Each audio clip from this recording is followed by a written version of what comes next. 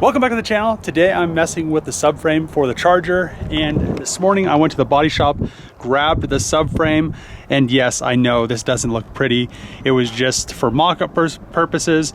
I wanted to set the car on the ground with the wheels, make sure everything lined up, as well as the transfer case and drive shaft and the engine position was all correct. So now that I know that it's all correct, and I had a subscriber that made me these brackets here. He also made me the plates up here. His name's Aaron Rue. I really appreciate that he got all that stuff made. He also made me the transmission cross member that I designed, which is really nice. So what I was going to do before was I was going to just remake all of this out of tubing.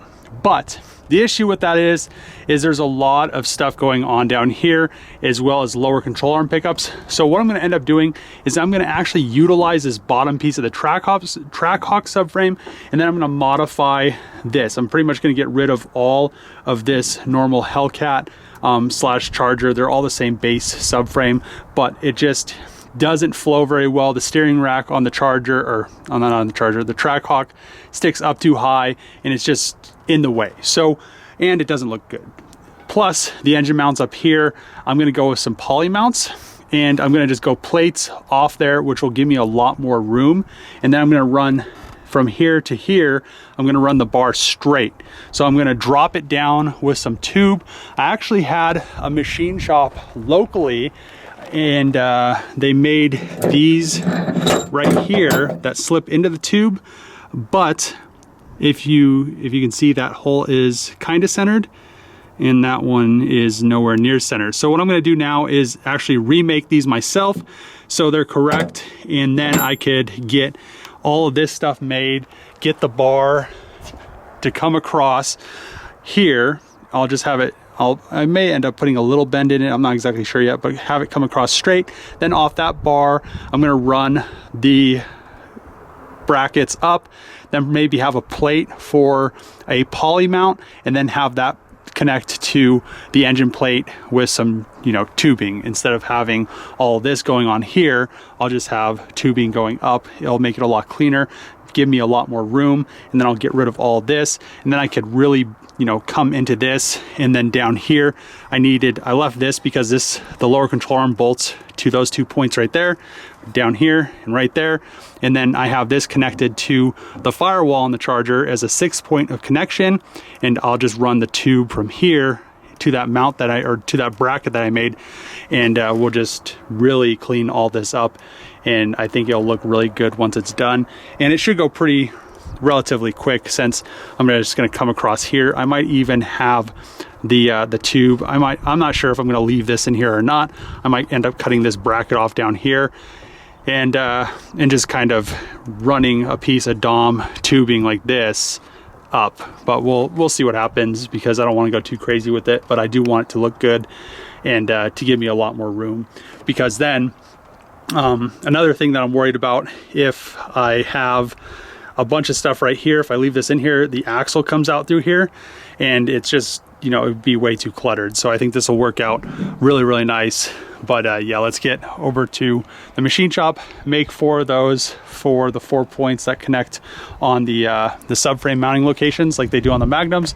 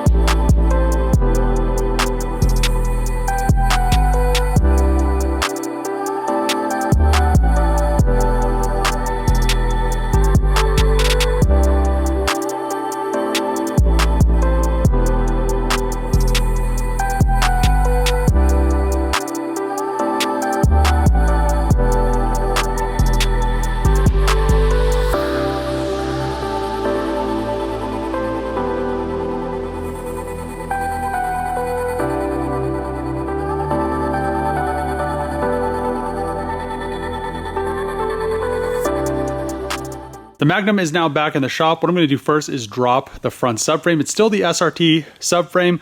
And what I'm going to do is I'm going to leave the Bilstein Scat Pack struts on there because I could use those for mock-up purposes until I have to run axles. Once I have to run axles, I'm going to have to get, I'm going to have to make some front struts because there is no option because the Trackhawk ones are way too long. And, these ones are also too long because they're not made for, they're not made for all-wheel drive. They're not made for axles. And the only car that has struts that are short enough, they don't mount up to the Trackhawk fork right here. So this is the Trackhawk fork. It goes onto the lower control arm and the axle passes through it. The axle shaft passes through it. So just kind of like this soda can right here. So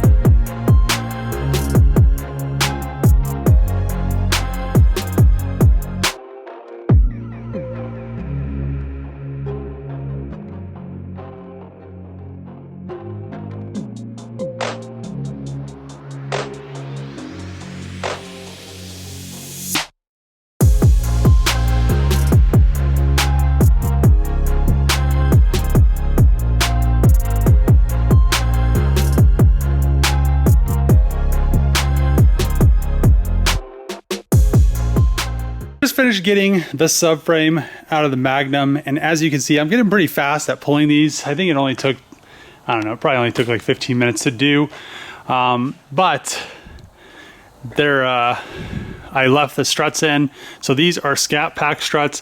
The reason I did that was because these should be the same length as they would be with that fork on there. So if I grab this fork right here and we hold it up, so it should be that much shorter of a strut, as you can see. Here's the bent Trackhawk strut, and you can see setting it where it would be on the Hellcat or a Scat Pack one. They're kind of both the same, just the Hellcat ones have valves in them. But you can see that it's so much longer, plus it still has that additional fork on there. So yeah, there's no way that the Trackhawk struts would work. Over at the Junkyard, now that I have the mounts made to mount the subframe into the chassis, all I'll have to do is, or what the plan is, the plan of attack. So I was gonna make a fixture on the ground, but I think this will work a little bit better. So I'm gonna have somebody help me make these subframes just because of time constraints, trying to make it to Roadkill Nights in Detroit. And what we're gonna do is bolt the subframe in first. Then after the subframe's bolted in, I'll bolt the engine or the block, the Trackhawk block, to the Trackhawk transmission. I'll pull the transfer case off. I have this cross member that a subscriber, Aaron Rue, helped me make after I designed it. And then we'll get everything, we'll start cutting sections out of this and start making it out of tube. I have my bender over there. I have my chop saw right there. So we should be good. And then I'm gonna pretty much eliminate this whole Hellcat engine mount assembly because it's really bulky. It gets in the way. I'm eventually gonna twin turbo the engine, and I don't wanna have this huge, ugly mount in the way. And what I'm gonna do to pretty much get rid of that is I got some LS1 poly mounts, and they're like DIY poly mounts for an LS1. They didn't have any Hemi ones. So I'm gonna just chop these off and then weld them to the engine mount brackets or the engine mount plates that I had the subscriber Aaron Rue also made. And then these also are for right here. So we'll get all this stuff figured out, make this really nice and clean, because it looks hideous right now. It's just for mock-up purposes. Make sure all the suspension lined up, and hopefully we're still all lined up. And then for the rear subframes, that will come afterwards. And pretty much it's just going to be 100% Trackhawk subframe. Other than these horns, I'm going to pretty much graft those in, and we'll just kind of go from there. So once these subframes are made, I have about a week. So hopefully by the end of this week, the front subframe can be made. Then the rear subframe can be made by the guy that I'm having help me. And once that's made, you know, I'll be, in the meantime, he'll be making that rear subframe. I'll be bolting all the stuff in to the front subframe, then figuring out drive shaft lengths, everything like that. So what I ended up doing was I bought a 2021 Durango Hellcat for parts. So yeah, it's going to be interesting, and we'll just kind of go from there. But I'm going to end up rebuilding the Durango eventually. But to make Roadkill Nights, I needed everything. And, you know, I had a Trackhawk coming as well. But there's, you know, there'll be a story behind that. So we got the Durango coming. It should be here next week. This subframe should be done by the end of this week. So it'll work out perfectly. And then he'll be working on that. And then I'll just have to figure out the suspension shocks or strut situation, because there is a few differences. That in the front it's not that bad, in the rear it's not that bad, but you know, it's going to be really different than factory. So let's get to work, get all this stuff done. I'm going to get all this stuff bolted in before he gets here.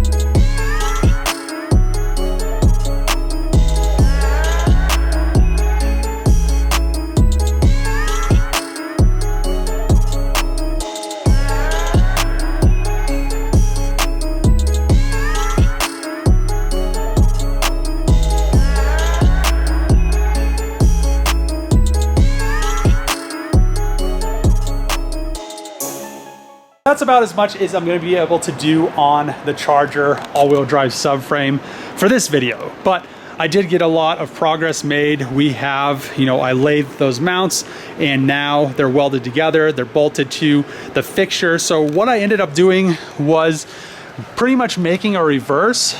You know, Garrett was helping me out, got the block mounted up, and then just pretty much started running arms or legs off of here to the bottom of the subframe, which this piece was in there. And the one reason why I didn't want to leave it in there, other than the steering rack not clearing it, was it just was very cluttered. And like I've said before, my plans are to twin turbo this, and it's going to be 1500 horsepower. And for the time being, and to be able to make it to Roadkill Nights in Detroit, I'm going to leave it supercharged. But it will be, you know, once I put the built engine, the tranny in it, and the twin turbos on it, I should be around 1500 horsepower. So that being said, there's no reason not to put the supercharged engine in it. And what I ended up doing was pretty much just reverse, you know, making a reverse fixture or a fixture without having a fixture table, so I could have the locations, which these now are pretty much where those are. And the reason why I needed this to be so much thinner was because the transfer case and that axle comes right through here. So that's a big issue. I didn't want to have any issues where the axle was hitting. I mean, I did have to notch that out pretty heavily to get it to clear the axle. Also, another thing was the factory Charger subframe. It's a non-all-wheel drive one. Like I said before, the all-wheel drive ones dip down pretty much just like this, and then have a mount that comes up here.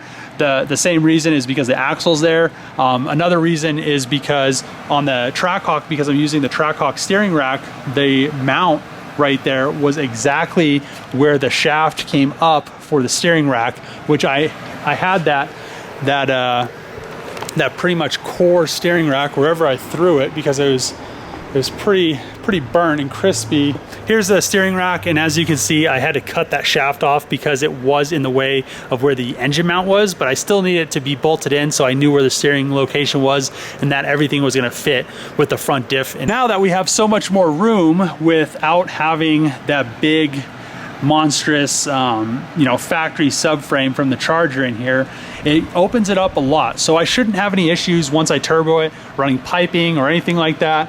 And then also up here, the sway bar mount, I'm most likely going to get rid of this boxed in piece. I already cut the back off of it. So what I'm planning on doing is from this front subframe mount, I'm gonna come up and almost like a big U and by the engine mount, and then come back down over here and then come into this bracket right here, which bolts into that high strength steel piece on the back of the firewall, or on the lower part of the firewall. On the, this is a 08 Magnum, so it doesn't have the holes, but on the newer ones it has these two bowl holes, so we'll be good there. And then I'll tie this down here into that bar up there, and then the same thing, this right here, I'll probably tie it in, and then this back part I'll tie it in, and you know, we'll have everything nice and tied in, but we'll have a lot more room to work with the turbochargers and having piping and not having to worry about things getting in the way or the factory engine mounts getting in the way because they're so much larger. Also, another thing, the engine mounts that I was going to use, these are off an LS, and after pulling them apart, I was kind of disappointed. So they don't, so the bushing doesn't actually span the whole pin. But that's not the only issue. They're a little bit too short with how I designed the engine brackets. So what I'm gonna do is I already cut the, pretty much cut these bottom pieces that go to the tube. This is 1 3/4 inches.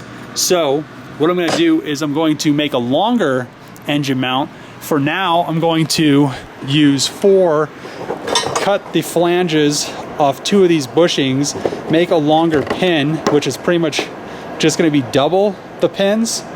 And then later on, I'll make a new poly bushing to span that whole section, but it'll be a lot more rigid, and I won't have to worry about, once I go and put 1500 horsepower through this thing, I won't have to worry about, you know, an engine mount breaking or any of that stuff. Plus, I want to have, I'll probably have these the same height from here, but I want the top pieces that go to the bar about the same length. So the ones that came with this were actually a little bit longer than that. So they're pretty long. So I want to have them really short, and they'll be notched so they fit the tube really nice.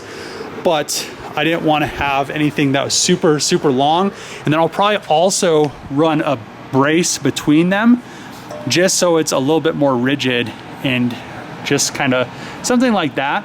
And then that bar will just come right through here into it. So we'll have a really nice clean engine mounting bracket, and then we'll also have this whole subframe area cleaned up, because how it was before with you know, all the cobbled stuff together, and those factory engine mounts are just so huge and they take up a lot of space.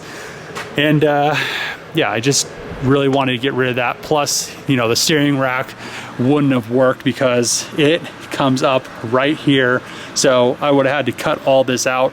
On the Trackhawks, the engine mounts actually go forward, and this is up here. So it's just one of those things where I had to figure out how to get all this stuff to work. Now I should have plenty of room for the axles, the steering rack, whatever else I want. I also have the bracket still here, so I'll have it so this still bolts onto the new subframe, and this, all this does is hold the wiring harness for the electric power steering rack. So, and I think maybe the fans as well, so it'll be really nice to have that still utilized. And we'll just kind of figure it out as we go, but it should be really simple. Now that all that stuff's gone, it gives a lot easier path, so I can figure out how I'm gonna bend all those tubes and stuff like that. So I'm gonna end the video here. If you like these videos, make sure to click that subscribe button, throw a thumbs up, throw a comment below. We will have the Charger all-wheel drive driving very soon, and I really am trying to make Roadkill Nights in Detroit with the car. I don't know if I'm gonna trailer or not, but if you're going, I might be there, and as we get closer to it, I'll really know, and you guys will know as well, because the videos will be coming out. So till next time, see you guys later.